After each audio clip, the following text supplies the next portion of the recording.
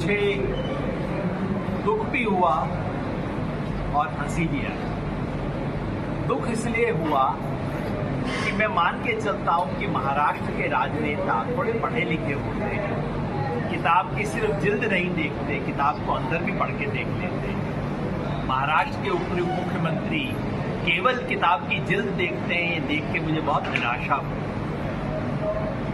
खुशी इस बात की हुई कि उन्हें समझ आ गया है कि डर किस बात का।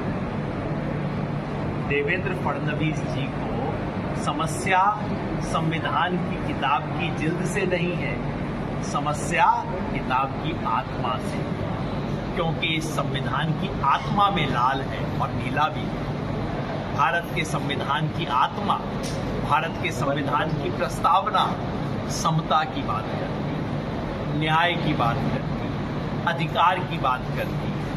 भारत का संविधान एक क्रांतिकारी दस्तावेज है। लाल और नीला उस संविधान की सिर्फ जिल्द और पहले पन्ने में नहीं है, उस संविधान की आत्मा में।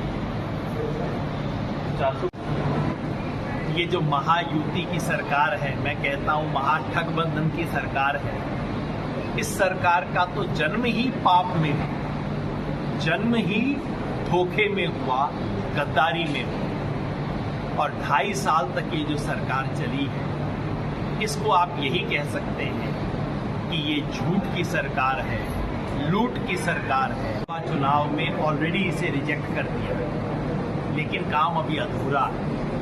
मुझे विश्वास है कि विधानसभा चुनाव में महाराष्ट्र की जनता इस अधूरे काम को पूरा करेगी और इस लूट झूठ और फूट की सरकार को किनारे पे लगाएगी।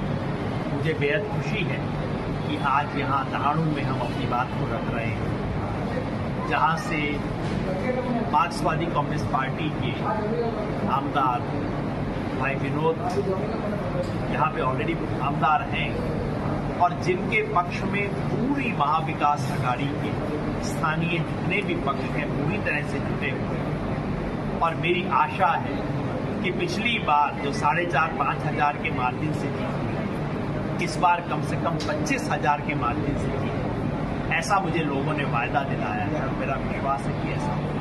महाराष्ट्र में गुरु के लिए लाडली बहन योजना गेम चेंजर, चुनाव में गेम चेंजर होगी या नहीं ये तो फैसला चुनाव के बाद होगा, लेकिन पहला सवाल तो ये है कि क्या इस किस्म का खुला प्रलोभन, लालच, रिश्वत इस देश के चुनाव में की जा सकती है? अगर बहन इतनी लाडली लगती है तो चुनाव के 2 महीना पहले क्यों याद आती है? पूरे 5 साल पहले क्यों नहीं याद आती है?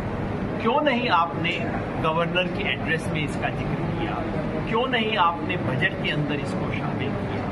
बजट में शामिल कीजिए, घोषणा पत्र में कहिए, राष्ट्रपति के, राज्यपाल के अभिभाषण में कहिए, बजट में लेके आइए, लागू कीजिए।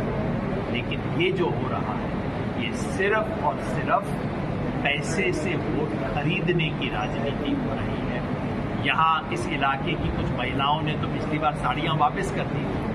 मुझे विश्वास है कि महाराष्ट्र की महिला भी आज कहेगी कि मुझे ये भीख नहीं चाहिए, इसके बदले में वोट के लिए बिकाऊ नहीं, हमें स्वाभिमान चाहिए, हमें अधिकार चाहिए, अपना हक चाहिए, भीख